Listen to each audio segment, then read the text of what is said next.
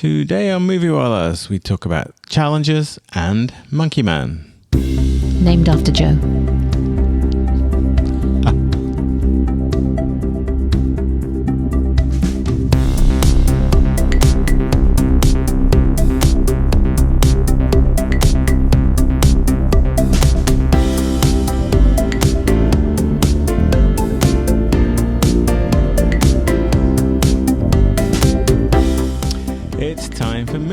Hi, this is Joe. Hi, it's Rashmi. And Yezdi as well.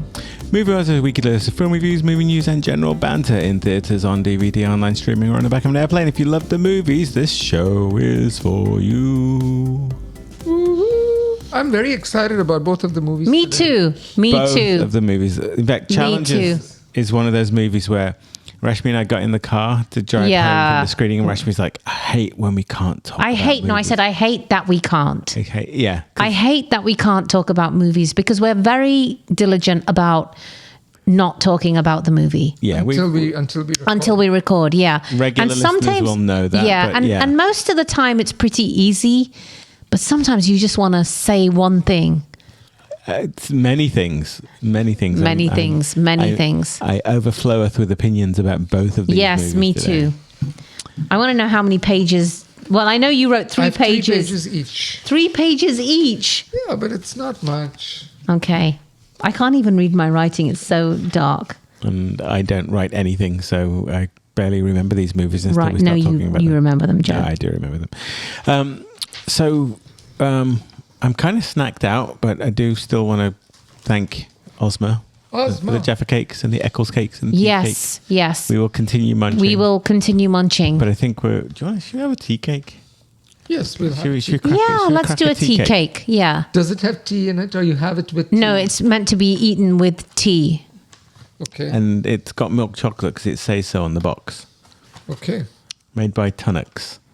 Which sounds very... Established 1890. Yeah, it sounds very British, doesn't it? Sounds very... In fact, I think it's very northern. Very Britain. northern. Very northern Britain, yes. Kind of where... Oh, look, chocolate mallow. What's that? Marshmallow. Is that... I haven't had one of these since I was a child. Yeah, I think it's a biscuit base with marshmallow in the middle, and then... I'll split one with you. I'm not sure I want to eat a whole one before dinner. And we were having the debate before the podcast, before Joe shut us down, on what is for dinner. I don't know. We can't decide today. It's not a noodle day today. It's Friday night. Is it a noodle day? Well, every day is a noodle day. See, it's marshmallow. No, well, mind you, I'm avoiding noodles at the moment because Rashmi and I are taking a trip to the land of noodles. Yes. Land of rising noodles. Land of the rising sun of noodles. We're going to Osaka. Vietnam, Thailand. We are off to Osaka, Japan, very soon. So we are. This is good. Oh, they're really good. I haven't had one of these. Not very sweet. That's quite yummy. For years. Okay. Not very sweet. In I go. Milk chocolate tea cake. Very nice. And usually I don't like marshmallow. Me neither. I was just going to say that. Oh. Good. Oh, that's pretty yummy. Well done, Tunnocks. Thank you again, Ozma, for the delicious tea cakes and the diabetes and the sugar high. These are great. With a beer chaser. We'll have to hold the Eccles cakes and the Jack of the cakes. We should record it at middle of the day next time. That way we can have a cup of tea and an Eccles cake. Yes, there you go. There you go. None of this Friday night stuff. All right. So, do we have time? Yes, we do. Always. I can't find anything to watch on video on demand. And while I find something to watch on video demand... Yes, do you go first? I will go first. So, it's no secret that I know, Rashmi, it is one of your all-time favorite films, but one of my favorite films as well in the last 20, 30 years was this wonderful amazement of a film which brought Anthony Minghella his first directing Oscar, and that's the movie The Talented Mr. Ripley. I love that movie. Which, if you haven't seen it, why are you even alive, right? You should have watched. Well, that's a little strong, but no. You should not be alive. You should slash your wrists if you haven't seen The Talented Mr. Ripley. It's such a good movie. But it's in sun-dappled Italy, and it has one of the better performances by Matt Damon. It has everybody in it. It has Jude Law and Gwyneth Paltrow and Kate Blanchett and Philip Seymour Hoffman. Yes. And I've lost count. So, that movie is famously based on the Patricia Highsmith novel, and she wrote a whole bunch of novels about Ripley, who is this man. Oh, she did? I didn't know that. She wrote a whole bunch of novels. Ripley's Game, Ripley, The Talented Mr. Ripley, a whole bunch of them, which is about Tom Ripley, who is essentially a con man. And so that movie kind of sits... it casts a long shadow. Yeah. And the director and writer, Steven Zalen, who has made a lot of excellent movies, has just created an 8-part miniseries, which is on Netflix, which is simply called Ripley. And this particular 8 episodes covers exactly the same story. Oh, it's the same as story. The film. Okay. Because there are more Ripley books, and there's a lot of discussion that maybe if this does well on Netflix, there'll be, subsequent ones. But having said so, I would strongly recommend everybody watch it. I've only watched 3 episodes, and the reason I've only watched And how many, sorry, out of 8? Okay. They're about 40 minutes each. Okay, so you're close to almost halfway through. And the only reason why I watched 3 is because that's all the time I had. I started watching it yesterday. I think it only dropped. Oh my goodness. It only dropped, I watched like 2 episodes last night and 1 today. And I think there's several things to recommend about it. One is it has a very different take on the Ripley story. Mm-hmm. And I think it recognizes it's always going to be in the shadow of this beautiful, colorful, sun-dappled, stunning, bright, visually beautiful movie. And so there's a decision made for this miniseries that the entire thing is shot in black and white. Oh, wow. The whole thing is shot in black and white. And you have to see it for the cinematography as much as the film was based on beautiful colors and people lying on beaches and, cocktails and all this stuff. All of the Ripley is dark shadows and, things seen through windows and scenes through. It's very, very noir. It's a gorgeously shot film. I can't wait. And then the other big difference is that I think it's no secret. So Andrew Scott, who we absolutely adore, plays Tom Ripley in this movie. Oh, I love that. Sold, yeah. Yep. And say no more. We're just going to go watch this. Yes. And Andrew Scott is much older than Matt Damon was when he made the movie. And so this is necessarily a story of a much older Ripley. And this Ripley, I'm not giving anything away. This Ripley is very obviously a con man from the start. Whereas when you watch the movie, it's like you really don't know where the Matt Damon character sits. And Dakota Johnson plays the Gwyneth Paltrow character, and she's such a good fit. I'd really resonate. I can see that would be, I can see that would work. So, and the other thing which I'm going to say, because this is not about Ripley, but the other thing I'm going to say is this particular series is very committed to logistics. It's very committed to, if you are going to kill someone, it almost reminded me of that Michael Fassbender movie that came out last year with David Fincher. Killer. Where it's like, what do you have to do?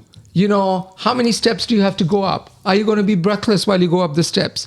After you've killed somebody, what are the things you have to do to get rid of it? And it's very methodical. So it's a whole other way of looking at the story, and I appreciate it tremendously. I can't wait to watch more of it. So Ripley on Netflix. Fantastic. Very good, Yazdi. Yes. And I was going to say, and I know this isn't a podcast about Ripley, although I'd love to go and do one, is all of those actors, it's kind of a moment in time where they're frozen looking their absolute best. Mm-hmm. All of those characters, Cate Blanchett, Gwyneth Paltrow, Jude Law, Matt Damon, it's like a moment in time that is forever captured. The film has caught all of those actors in the peak of their physical beauty. Let's just state it. Yes. Okay, mine is the opposite of Ripley then. Mine is a lovely little movie, and I'm surprised that Yazdi didn't pick this one. It is the movie Plus One, which Yazdi and I raved about when we saw it, I think, at a Tribeca Film Festival back in 2018, I think. Mm-hmm. It is a beautiful little rom-com starring Maya Erskine, who many of you may know from the new TV the new screening series called Mr. and Mrs. Smith, which is based on the movie Mr. and Mrs. Smith. Maya Erskine is also one of my favorite actresses from the from the Hulu show Pen 15. And it also has Jack Quaid, who is the son of Meg Ryan and Dennis Quaid. Are you speaking for me? Yes, I'm helping you. Just jumping me along there. This is just a lovely little rom-com. If you want a Friday night decompress, put this movie on, sit back in your sofa, grab a beer. You will not regret it. +1. Awesome. The premise of the movie is that there are these two friends who are not romantically involved, but they always get invited to weddings, and they need a +1, so they've agreed to be each other's +1 when they go for weddings. Yeah. And the movie has a brilliant structure, Lovely. where it just is a series of weddings they attend over a period of years. Yeah. So the script jumps to the next time they're at a wedding together, and then the next time they're at a wedding together, and it's lovely. It's so cute. It's lovely. It's lovely. If you like sweet, kind, lovely, just authentic, lovely. romantic movies. Yeah, and it's got some guts. Yeah. It's not gutless. Yeah. It's good. Lovely. And it's on Netflix. I'm going to begin with a little bit of a soapbox. Christopher Nolan. Leave me alone. Stop it. Inception. No. Leave me a Nolan. No, oh, sorry. Leave me alone. Did you say? Even though Oppenheimer is out on very good streaming services. There you go. I used that joke before. So I'm going to pick something from Amazon Prime, partly because today, as we record, April 5th, is our last day as Amazon Prime members. Oh, really? Yep. You're doing it? You're walking away? I'm annoyed. I'm annoyed with the ever increasing cost of Amazon Prime, and then they take it away. Like boiling a frog. Yeah, and it's been the boiling of a frog. It's been slowly increasing. And the thing that really tipped me over the edge was Prime Video that now shows ads. And that annoys the heck out of me. Yeah, Joe hates ads. I feel like it's a service that I'm paying for, and I feel it's really petty of Amazon to ask for an extra $3 to not show me ads. And I just find the whole thing offensive. That said, my pick is from there. It's a movie that's streaming on Amazon Prime right now. And it's not Asteroid City, which is also streaming on Amazon Prime. Boo. No, it's the movie Another Round, or its native name. Oh, fantastic movie. Druk, which I missed when it came out. It was Academy, I think it even won Best It won Best Foreign Film, a few years ago. And around 2020, I think. I missed it, and I saw it sometime last year when we were flying back and forth from somewhere. And I loved this movie. It was the basic premise of it. It stars Mads Mikkelsen among a couple of others, but the basic premise is there is a theory that man is born a little kind of reserved. So alcohol in the blood opens up the mind to the outside world. Problem seems smaller and creativity increases. A number of high school teachers who feel old and tired basically start drinking every day to see what the impact on their everyday life would be. So I'll stop there. This is a Scandinavian movie. It's fantastic. It explores a lot of different areas. I'm not sure its morals are necessarily... Yeah. And I think that's the conversation we had when we reviewed it. Yeah. Not necessarily aligned with where I was expecting it to be some sort of a parable, but I don't know that it's intending to be that at all. But still, it's a fabulously written, well-crafted, sharp, insightful movie, and it's a dark one.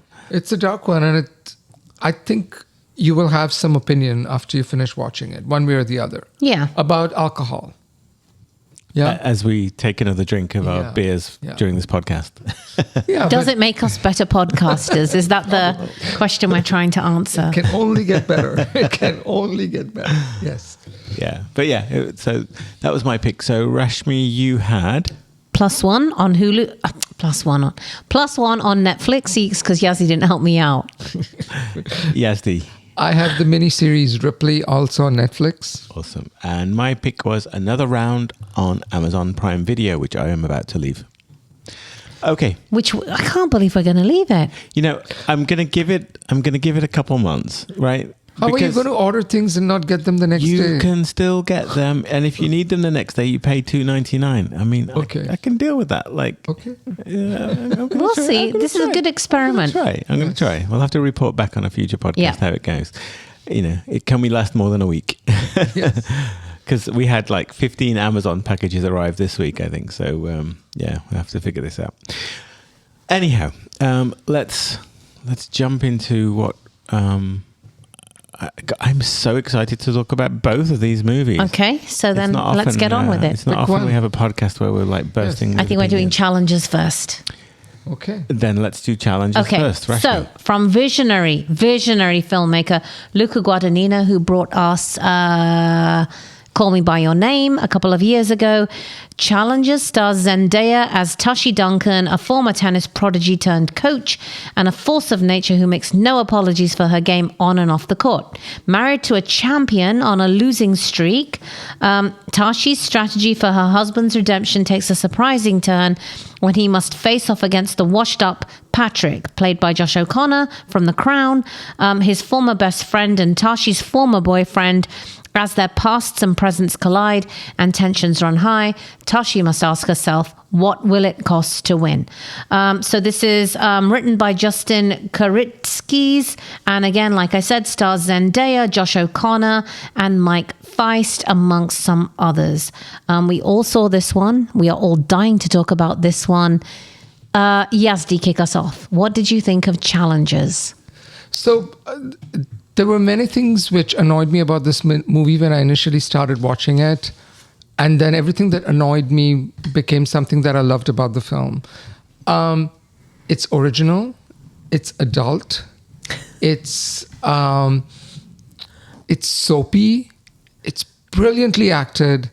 And it's ultimately about crazy people doing crazy things who just can't keep their hands off of each other. What's not to love? I love Luca Guadagnino.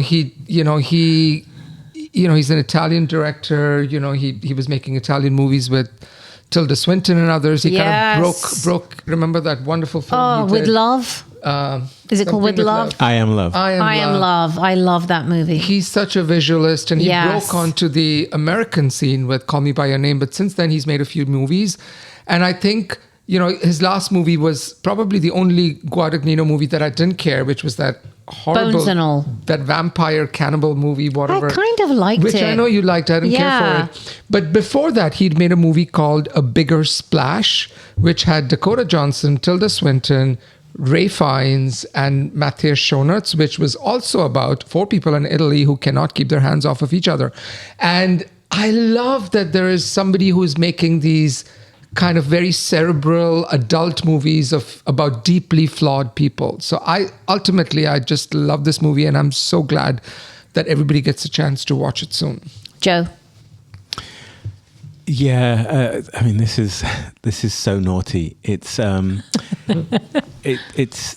it reminds me of The Dark Side of Woody Allen, right? Yeah, there's a lot of Woody Allen in this film. Yes. Yeah. And The Dark Side of Woody Allen is where I like to play. Like, I think his comedies don't work as well for me. His fluffy stuff, Midnight in Paris don't work as well for me as like a Match Point or a Vicky Cristina Barcelona or what's the one with Blue Jasmine. Blue Jasmine. This has got that same kind of dark undertone. The characters here are so naughty. They're so evil. They play off each other. They don't seem to like each other very much. The things that they do, despite the fact that 2 of them are married, they're spicy. They are flawed, and it's really fun to see this trio. I'm only actually familiar with Zendaya of the 3 leads. I'm not familiar with Mike Feist or Josh O'Connor, but they're definitely on my radar now because these are just 3 fantastic actors doing really stuff that I think is very hard to do. Yes. And I think it's very hard to do well. It's very hard to do believably. The Josh O'Connor character, I think, played Patrick Zweig, who he's like a devil. Every time he comes on screen, he's there to create like such tension and chaos and it's brilliant. There is a fourth character in the movie which I think is absolutely fantastic, and that's Trent Reznor. The soundtrack of this movie is quite something. Yes. It's loud, it's noisy, it pops in, but it's always absolutely perfect for what's happening on screen at the time. Right. Not to interrupt, Josh O'Connor, I think, is known to most people for playing Prince Charles on The Crown. On The Crown in season 5, yes. Yeah. Okay. And yes. He was also in this movie called My Own Country. He's a brilliant actor. He's in a really good movie called Mothering Sunday. Okay. Which he was fantastic in about a couple of years ago. And he's brilliant. He's a great actor. Absolutely. As is Mike Feist and Zendaya. Mike Feist, sorry, I know you're going to, but Mike Feist, I got to know him when he was in the Steven Spielberg remake of West Side Story, and he was right. so good in it. Yeah, but anyway. There's a little bit of Ezra Miller. Yes, I can see that. Yeah. I can see that. Go ahead, Rashmi. Sorry. This is the sexiest tennis match I've ever watched in my life.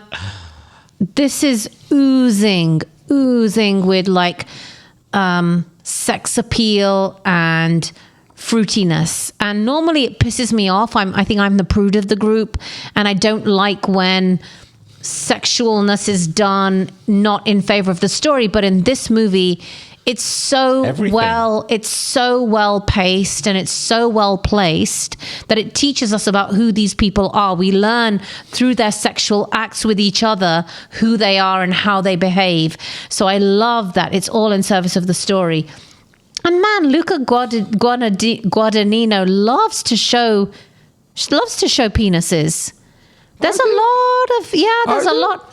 There's a whole scene. There's one scene I counted, there were 8 in that. It's a locker room. I know, but there were 8 of them in the scene, and I was like, wow, that's a lot in one scene. It's a lot of sausage. People shower. I know, but we don't normally see that in a regular movie, right? Sure. I love so many things about this movie. Zendaya is a phenomenon, right? We just saw her in Dune 2. This is a completely different character. This is a completely different character to the one that she plays in Euphoria. It's so extreme. I love her wardrobe. I love the jewelry. This has got a fantastic aging process. I don't know how they did such a good job of aging these characters over a kind of 15-year period, I think. 11 to 15-year period. I mean, we literally go from like, just late teen all the way through to like 30 years old, and it's really, really good. I love this movie. It's great. Clearly Zendaya believes in this, and it's a very, she's out there in the film. Oh, yeah. But Zendaya is the producer on the film. Yes. So she clearly believes in this film, Yes. and she's put her everything into it. And I think one of the reasons why this movie works is because it goes from these 3 people, essentially. It's really a soapy love triangle, which is set in the world of professional tennis. That's what it is. Yeah. But it starts from these 3 characters when they were in their 20s and sees them all to maybe their early to late 30s, right? Mm-hmm. And what Guadagnino has done is he's picked actors who are in their mid-20s. Right, all 3 actors are kind of in their mid to late 20s, and so they're able to play a little bit younger and a little bit older. Yeah, it's a good point. I believe them. I believe that Absolutely. These were the people that they were. The other thing which I really liked, which I came to like, which annoyed the life out of me initially, was this, this back and forth in time, this Christopher Nolan thing, which is like 14 years ago. Then it comes back to, a few days after this event. Then it is like 15 minutes before this. Then it's like 8 years before. I'm like, then why? It's 3 days ago. Then it's 3 days ago. I'm like, why are you messing with my head? And then I realize there is a reason for this. This whole story revolves around one tennis match, which happens at a particular period in time. And the movie starts with that.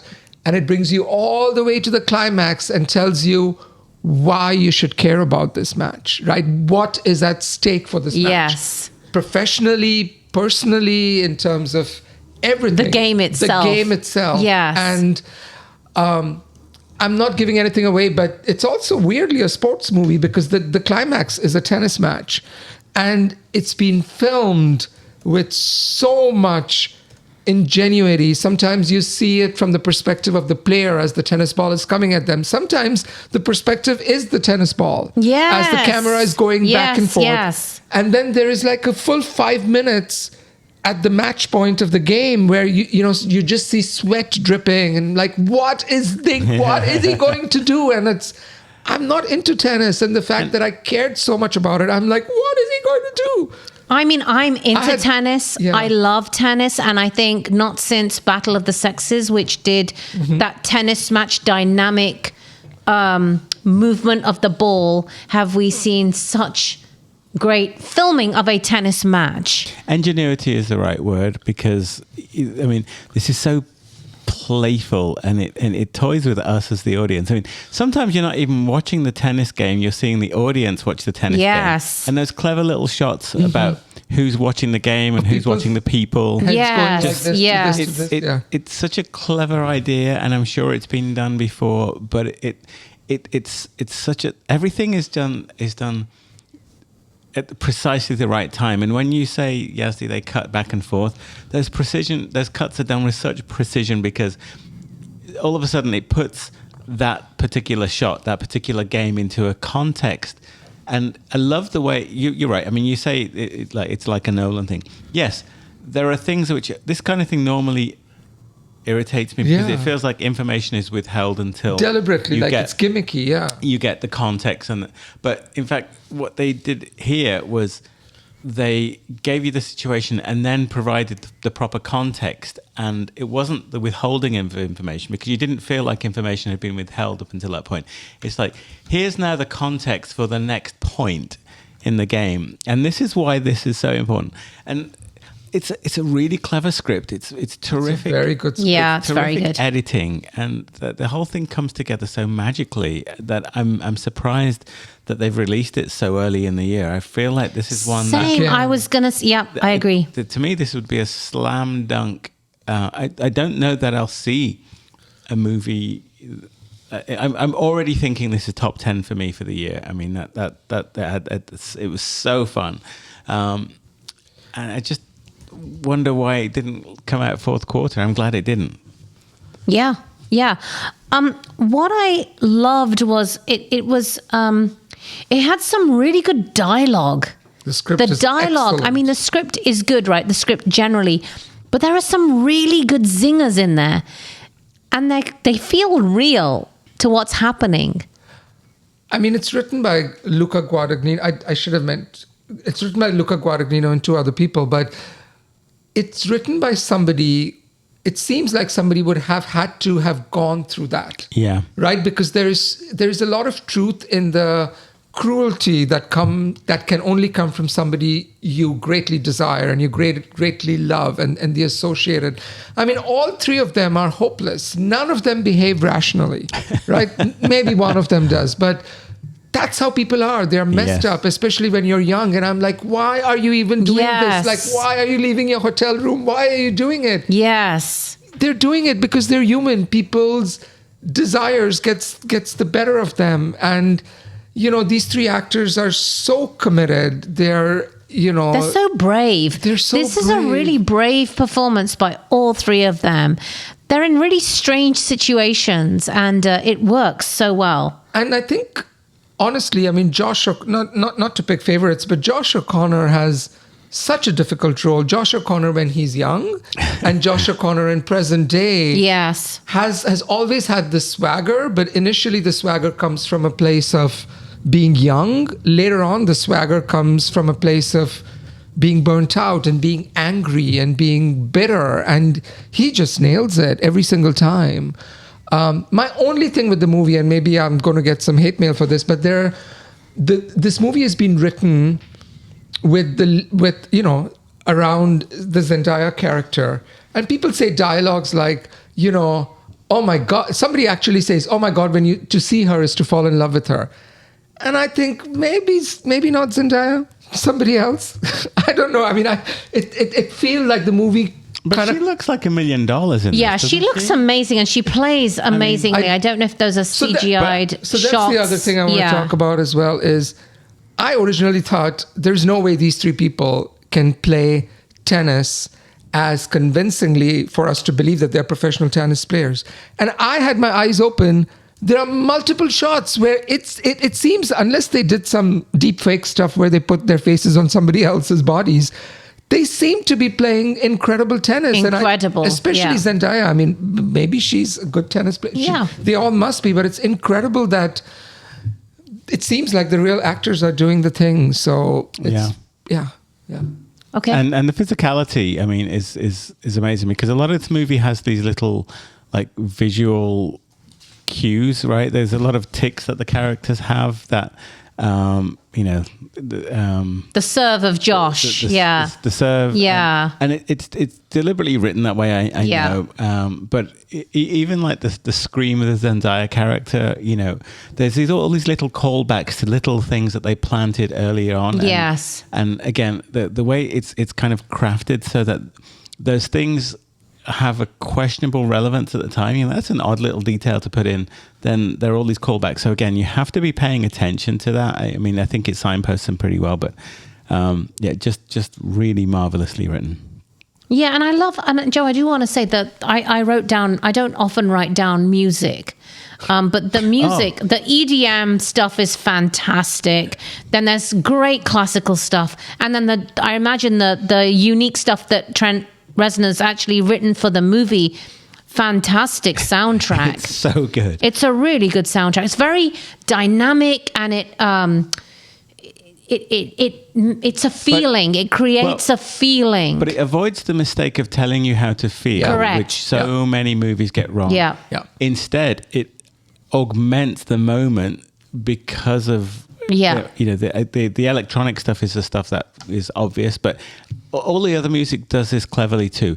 It augments the moment in a way that it just, again, there's a lot of skill and craft behind that. Trent Reznor is such an interesting musician, but he does really, really good work here. Yeah. So here's what I would recommend people to do. Watch this movie, fall in love with it, and then go and read, it's online, go and read the April issue of GQ magazine, which has a cover feature on Trent Reznor and Atticus Ross. Oh, really? Yeah, who have done, they've done the soundtracks for many movies, but they have a whole section on challengers, and they said Guadagnino sent them the film without any background music, and he said Guadagnino only gave them 3 words, which is unending sexual desire. Oh, I love it. And he said that's all we needed. We saw the movie and we were like, yeah. But I didn't realize this until you mentioned this, Rashmi, but it's true that the movie is never, like when something bad happens, it's not going da da da da da. The movie like is a fourth character, and it's never telling you what to do. Like there's a whole scene where there's a horrible argument between the Zendaya and the Josh O'Connor character. And the whole thing is set to this techno electric music. And I'm like, what's going on? They're screaming at each other and there is dance music playing. But that dance music is kind of the motif of the movie through the whole movie, and it's not going to tell you how you should react to it. So it's really quite something. It very much feels like how in Star Wars you have that dun dun dun dun when Darth Vader is there. That's how Josh O'Connor's character felt to me. Like he's such an agent of chaos. That this music kind of represents like the energy and the force of this particular character's desire to subvert everything around him in the world around. But the Art Donaldson character is like the quiet little serpent in the background. Yes. They all are. I mean, again, the Mike Feist character is also equally. These are three snakes wrangling. Yes, exactly. That's what makes it so fun, is that the motivation of each character is so clear. Yes. And to watch them fight it out is just amazing. So. And not, we'll score soon, but there are pieces where, I remember I said this back and forth really annoyed me, and there is a whole piece towards the end of the movie, I'm not going to give anything away, which is set around a hotel room and a Jeep and a tryst, and you think you know what happened, and then it goes back and gives you a little bit more about that night, and a little bit more about that night, a little bit more, and I'm like, oh my God, there is like they're squeezing the last drop out of that script, like amazingly well. And also, I can't wait to watch this movie again because there's callbacks to so many things. Yeah. There is a part early on where Zendaya is sitting on the rock. And to me, it feels like The Little Mermaid, like in Copenhagen. Yeah. There is a piece where she kind of invites both the guys to sit next to her, and she wants to kind of have naughty times with both of them. That to me is straight out of Itu Mama Tambien. And so I think there are callbacks to lots of movies in this, and I can't wait to kind of decode what else is identify in them all. it. Yeah. Okay, let's score this one, Joe. This is brilliant. It really is. It's so fun. It's so salacious. It's sexy. It's smart. It's mean, and it's very funny. I freaking love this movie. 9 out of 10. Like, wow. And then some. It's fantastic. Yazdi. So this is my pet peeve that, Joe gave it 9. No. By the way, it's a 9 out of 10 for me too. It's one of my pet peeves are that movies have become very asexual in the last 15, 20 years. And I'm so glad that these European directors like Lanthimos and like Guadagnino Luca, and others are bringing sex back into the movies, and bringing sexy back. And I love that the one thing that this movie is above anything else is it's hot and bothered. At any given time, it's so hot and bothered. Everybody's so horny all the time. And I love that there is an adult movie that adults can go and watch about adults misbehaving, right? And it's a three-hander. It really is about these three characters who should know better. They should be... Good choice of words. They should know better. They really should be, but they can't help being who they are, and they're destroying each other's lives. And so I love this movie. I love how unusual it is. It's really It's twisted. It's twisted. And, to make us care about this, I can't wait to write all three of these names, Yes, for awards recognition. Agree. For the script, for Zendaya, for Mike Face. Editing. And for Josh O'Connor, for editing, for directing, for script. It's Music. quite something. Music, yes. Unequivocal 9 out of 10. Next time somebody complains there's nothing fun being done, all the movies are the same, it's all boring, why should I waste my money? I'll stay at home. No, go waste your money.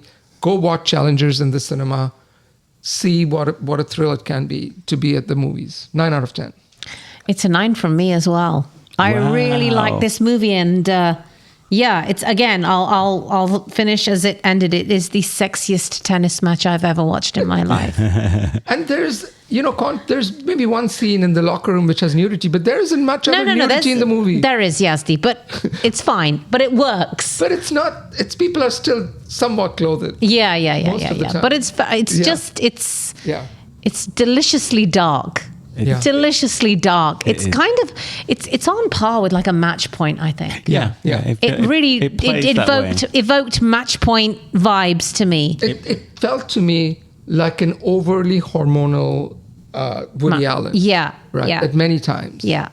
Great movie. Yeah. Okay. The next movie is the one named after Joe, Monkey Man. Oh. She's been using that all week. I'm at the point where I'm almost giving up.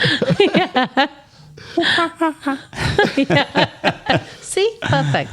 All right. So tell us. a very young actor called Dave Patel broke onto the scene, I don't know, 15, 20 years ago. I think more than, Yazdi. 20 years ago in Slumdog Millionaire, which went on against all odds to win Best But he was Film. a TV star before that. He was a TV star before that. And since then, at least for the first few years, I never thought of Dave Patel as a really good actor. And he has matured so well. And he's been playing very much against type. I mean, I just adore what he's been doing in the last few years. I adore the movie The Green Knight. I would have never thought an Indian actor could play like, a knight in a movie set during, Camelot. And so who knew that Dave Patel always wanted to direct a film? And, he started, writing and directing this film called Monkey Man, before the pandemic. And, if ever the pandemic made things difficult for a movie, it's The Monkey Man. And there's a whole other backstory to it. But he made this little movie which had very little funding, and here it is finally in the cinemas. The story goes that, he showed the movie at Sundance. It was well received, but nobody really wanted to, buy it until Jordan Peele saw it. And then he saw it 2 more times and he loved it so much that he went to Universal and told Universal, you need to buy this movie. And wow. so Universal has brought this movie to the cinemas.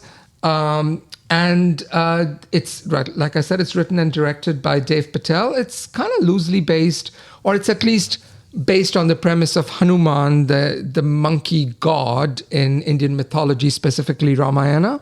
And the writing credits for the movie is Dave Patel, as well as Paul Angunvela and John Colley.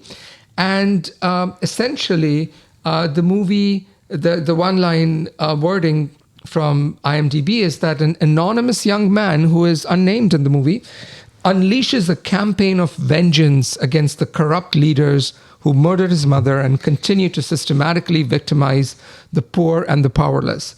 The movie is set in India, in a fictional city in India, and it stars Dave Patel, Sharlto Copley, Pito Bash. I love people who have just one name, Pito Bash. Vipin Sharma, Sikinder Kher, Aditi Kalkunte, and Sobita Dulipala. Very well said, Yazdi. Sobita Dulipala has been in Yes. Made in Heaven. Yes. She's been in a lot of things. So this is Dave Patel's entry into filmmaking as a young 30-something actor of his own. What did you guys think of Monkey Man? So I think this is a mashup of John Wick meets The Raid, meets a really good movie that Joe and I watched at Toronto Film Festival called The Wedding Guest, all wrapped up in Indian graphic novel. And it's really good. I really liked it. I think it's not without fault, which we can talk about later, but I think this is a really good entry as a mashup genre, which will span Bollywood and Hollywood. Wow. Joe? I like everything about this movie, but I don't like this movie. And Really? it's really well shot. It's got a voice. It's got an originality to its style, despite you can say it's derivative of John Wick's and all of the other things. I was going to call it Joginder Wick. Yeah, I was going to call it, Dev Wick. Yeah. Right. I mean, it feels like it's very much inspired by that, but it lacks a coherent feel to it, and I think that's by design. This movie kind of jumps from scene to scene. It is very graphic novel like, but I couldn't follow it enough to care enough about what was going on. In fact, this movie couldn't keep my attention. I dozed a couple times. Right, Joe, I know, during big really? action scenes, because the I'm going to say it's because you had a really heavy week at work. that there's a truth to that, but I was absolutely awake for challenges. Yeah, right? I'm sure. Like every scene, right? So Yeah. this movie here just felt a little dull narratively. It's very obvious narratively, and so is John Wick, right? Good guy goes to get bad guys, even though the good guy is a bad guy, and lots of deaths ensue. It didn't hold together for me. I find it very frustrating. I didn't understand its tone, and so I just failed to kind of love it, even though I admire everything about it. It's very well choreographed. I mean, this is Dev Patel's directorial debut, Yeah, and I he's know. getting this kind of shot, these kind of angles, Yeah. these kind of choreography and effect, and the look of the movie. It's all very, very polished, but yeah, it just didn't work for me. Yazdi. So this is a 2-hour movie, and I can summarize it in a short sentence, which is that Indian man avenges his mother. There's nothing else to this movie. Nothing more, nothing less. There's no story. Well, there is a story, but that's it. There's no plot B, there's no plot C, there's no plot D. It's really about this one thing. Indian man avenges his mother. But I think there is something so committed about Dave Patel as a filmmaker. He is so impassioned about it that he has so much to give, I think. Like, he's almost scared that everything that's in him has to come out. Yeah. And so the movie is blasting on 10 cylinders the whole time. Yes. The movie is at 11 at any given time, right? It maybe for 10 minutes in the 2 hours, it goes to a 9 or an 8. At every other time, it's a 10. And I can understand because he has mentioned in interviews that he was very heavily influenced by, obviously, John Wick. But The Raid is like that. The Raid is at 11 at all given times. And so I kind of appreciated the wholehearted abandonment with which this movie has been made. He's not holding anything back. He is giving everything. And the movie is nothing if it is not myth making. It's constantly making a myth out of this character, right? Just like the John Wick character. He is almost godlike, and bad things have been done to him. And, there's going to be retribution. And he's constantly, thinking back of an earlier, happier times. There's even a cute dog in the movie, reminiscent of the John Wick movie. Correct. So I cannot wait to see what Dev Patel does next. I didn't think this was in him. I really honestly didn't think this was in him because it's such a committed, all-giving, take by this filmmaker. So I really, really appreciated that. But I think this all-givingness ultimately becomes a weakness of the film, which we can talk more. So yes, you haven't said whether you like it or not, though. I do like it. I would have thought this movie was 9 out of 10 if it ended at 90 minutes point. Mm-hmm. The last half an hour of the movie, I started seeing how creaky the plot was and how kind of it's so over the top that the over the topness started wearing out its welcome. And I was like exhausted. The movie has like 600 montages in it of quick cuts. Yeah. And I'm like, one more montage of, things flying and cameras swirling around and so forth. But technically it's amazing. And I've been reading up about all the difficulties this movie had. It was originally started filming in India, and then, the Delta virus came along and decimated, parts of it. Production closed down. So he had to move to a small island in Indonesia to shoot the rest of the movie, which makes sense because I was just going to say that makes complete sense. They don't all look Indian. Correct. I thought it was Malaysian or something. So this is a labor of love. And I'm in awe of Dev Patel as filmmaker, and I can't wait to see what he does next. Yeah, I think that was going to be the flaws of this movie are that the cuts are very, very quick, and it's too much in close-up a lot of the time. So it gets exhausting seeing everyone's faces. It's very tight, very claustrophobic. But I do like that it's... And I think the other thing is that I, like you, found it difficult initially to kind of grab onto something because it doesn't have that traditional narrative of kind of saying there is an inciting incident, and then from that point... this and this happens. We kind of start at a boxing match, and then we kind of get flung into this other story that's the real reason for the movie. And so it doesn't define, it's not that traditional arc, it's not that, what we're used to in movies.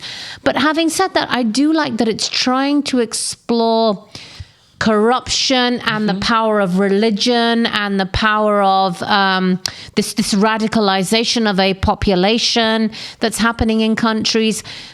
I wish a little bit more had been made about that, but what was there I thought was really interesting. And I felt the other piece was, it felt like it still played in that Slumdog universe, which I don't think is a bad thing, right? It's kind of exploring this underbelly of a metropolis in some ways. Well, yes, you said it very well. I mean, I think the fact that this movie is amped up beyond 10 means, to me, it distorts, if you go too loud, you kind of blow the speakers, and that's kind of what happened to it. In knowing that it's a directorial debut, I hate kind of hanging on that, but it does feel like he threw every trick in the bag at this to show what he can do. Like, this is his resume for getting another movie made. And it's almost as if he directed it as though he might not get another chance. Correct. And so... exactly. He throws everything in he it. has. And it was exhausting. I think maybe I wasn't necessarily tuning out, other than I was actually tired by... Yeah. I was worn out. It's exhausting. By a halfway point. Yeah. And it's very shouty, and it's brilliant to look at. and it does the Michael Bay of 1,000 cuts, right? Michael Bay never holds a shot for more than about 2 seconds. It's like cut, cut, cut, cut, cut. And I can't stand when directors do that. It's a little better than Michael Bay, but it's more, it feels very much like it was crafted in the editing room. And there is a version of this movie that I can fall in love with if we rearrange some of the storytelling. It's not, we just talked about a movie where they messed up the sequence and it worked to great effect.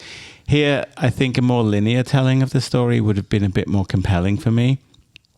Just because you're right, there's nothing to care about early on.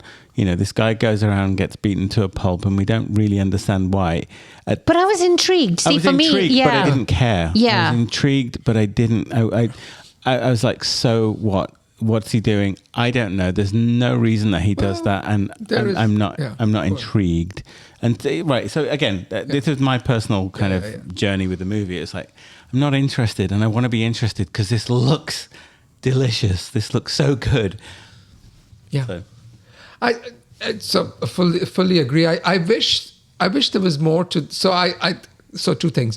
One is I completely agree with you that the movie's kind of commenting on corruption and how, the underbelly of, especially in Asia, in India, the underbelly of how politicians are probably the worst. They're worse. Correct. Policemen are the most corrupt of anybody else. Yes. And there's all this commentary, but I wish he had taken that a little bit more, and maybe there is a version of this movie, there's a script of this movie, because there's some characters which are introduced, like there's a politician wannabe, and the movie doesn't really go anywhere with it, but I think he just wants to comment on how utterly hopeless it is, and where, when politics and police and everything is committed to being evil, what can you do? It's all so hopeless. I just, the movie is nothing if it's not kind of minute by minute making a myth out of this man. He doesn't even have a name in the movie. Correct. Right? Yeah. But the only reason why he's murdering hundreds of people, just like John Wick, is because, somebody killed his mom. I understand that, and he wants vengeance for that. But by the time the 7th or the 8th flashback came up of the little kid playing with his mom, I'm like, I get it. I don't need to see it the 7th or the 8th time. Yeah. So I think if he would have just he has all these wonderful skills and gifts, it seems to me, as a filmmaker. I just wanted him to use them more judiciously and not kind of keep throwing them again and again. I'm still in awe of this movie. I actually think this movie is going to be a big hit. I think it's going to do pretty well because the action scenes are incredible. Technically, the way the camera moves, the spaces. I mean, there are some iconic characters. There's the female, there's that woman who owns the building where all the action happens. She's wonderful. The guy who drives the rickshaw. Love him, he's yes. wonderful. The bad guy, the police inspector. So these are, there's something very archetypal about the whole movie. It's all black and white in terms of the bad are the bad, the good are the good. Yes. I think the movie's going to do very well. Yeah. Well, let's score this one then. Yazdi, why don't you go first? So, this is what I wrote on my letterbox that, the great strength of the movie is also its weakness, because the film wears out its welcome in that last act. And maybe Patel could have doled out this good stuff just a little less generously, like I said. But I think even so, this is a work of, unquestioning, unbridled passion.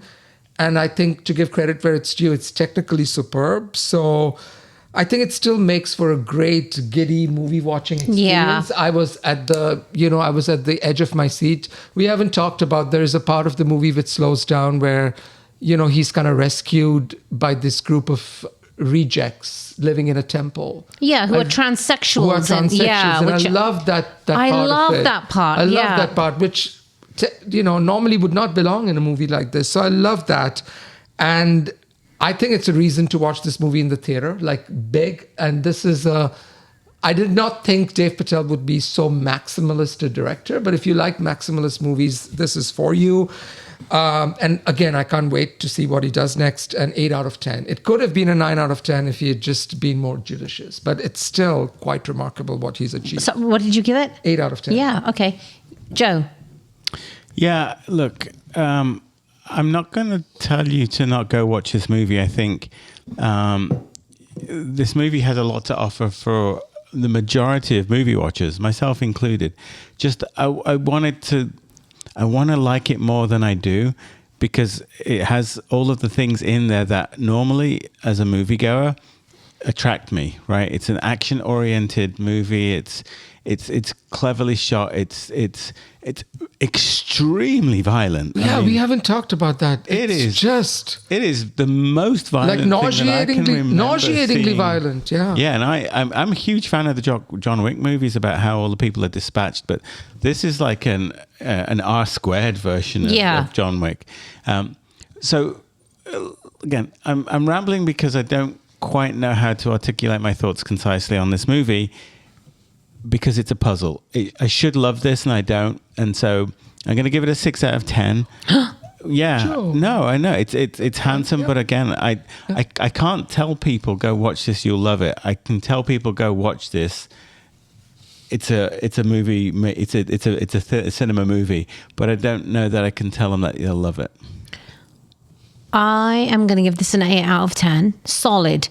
I like the use of Hindu mythology being a backdrop to this revenge story, right? Because in essence, the Ramayana itself, which this is kind of based on, is a revenge story of sorts, but it's a celebrated holy book, right? Which is always strange to me. I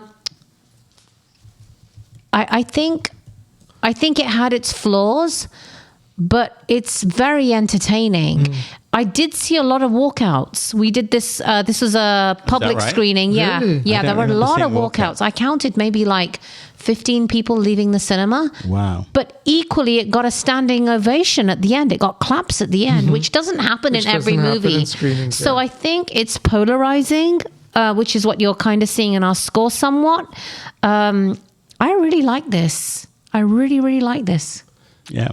And I think Dev Patel he's a force. You know, think about, he's done good. Hotel Mumbai, he's been great. So, Marigold Hotel. I mean, he's doing good work. The Wedding Guest, he was excellent. Without doubt, I don't invest in movie making, but if I was writing checks in Hollywood today, I'd write him a check for a sequel. Yeah. And this is ripe for a sequel. This character is ready. I think, bring in a screenwriter. Bring in somebody who can just give me a little bit more narrative cohesiveness. And this will go from a 6 to an 11 for me. Yeah. Well, we didn't talk about it, and I know we've given our score. How did you get a sense? Because to me, it felt quite ethnic. It felt like it straddled that Bollywood, Hollywood space, which I don't mind. I mean, for me, it's perfect. But did that work for you, Joe? So as the non-Hindi speaker in the group, I guess that in the same way, again, The Raid is a great reference to this movie because which I loved. That's a very Asian movie, right? And it has dialogue and I don't think that's a problem. It's not a problem. Okay, it's so action oriented. I think if it was a more dialogue heavy movie, I'd have got annoyed. But these there were a couple of things that weren't subtitled, but I knew what was being said. Yeah, but that's because you've been around. No, sure, but even though I didn't know the words, I kind of it's context. I knew that line wasn't particularly important. The important things were subtitled, and so not a problem. I don't know that American audiences will miss anything. Yeah. Okay, good. Yeah, I think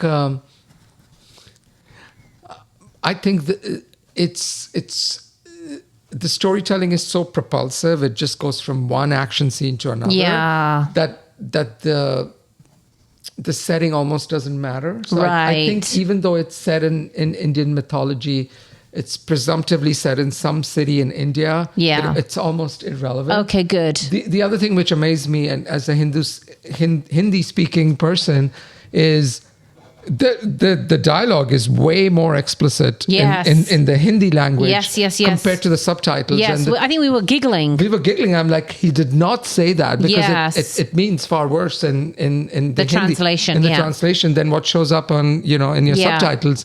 And there's a very interesting article in the Times of India which says there's no way this movie is going to get released in India without a lot of cuts. There's a lot of like contempt for The government. for the government and the religious leaders and Sisters and mothers. Mothers and sisters. mothers Yeah, and yeah, sisters. yeah. So it will be interesting to see what version of this movie actually gets released in India in its original Yeah. script. Yeah. Good stuff. Good Yeah. stuff. All right. Let's Dinner time. wrap up the podcast. Thank you for listening. If you're It's listening, turned dark it's outside. been an hour of rambling on these two movies, but I hope you found it educational, inspiring, and that you're still here. And if you're still here on video, I apologize. My hard drive ran out of space. So we've lost the last 10 minutes of video, but Okay. that's happened before. Yeah. Production errors. I'm Yes. still working out my workflow. I like it. You're still as good looking as before. But you'll Even better. You'll still hear us probably with a thumbnail of Monkey Man displayed on screen. So thanks again. If you do see us on YouTube, please do like and subscribe. Numbers are still fairly low. We're not marketing our YouTube yet. So If you know, you know. It's Share. one of those, right? yeah, share, like, subscribe, tell your friends. Just because I think YouTube will get us more exposure. YK. Yeah. If you know, If you know. you know. It's all right. Joe Clearly looks I didn't. Bewildered. Pity that wasn't on camera. That look was priceless. Joe was like, what? Clearly I didn't know. Yeah. It's like, what are you people talking Yeah. about? All right. But fans. But we sorry, live in IG world, Yazdi and I. I think fans of bare-knuckled, violent movies will lap this up. But anyway, we're not talking about Monkey Man anymore. Yes. It is very thought provoking. I imagine we will continue talking about this after the podcast's over. Yeah. Until our next podcast, which will be a while. I guess we're out of town, And then Yazdi, you're Yazdi out leaves, of town. yeah. So we'll have to figure something out. But too many movies, too little time. Until then, goodbye from me. And me. And me as well. No monkey noise. Yay.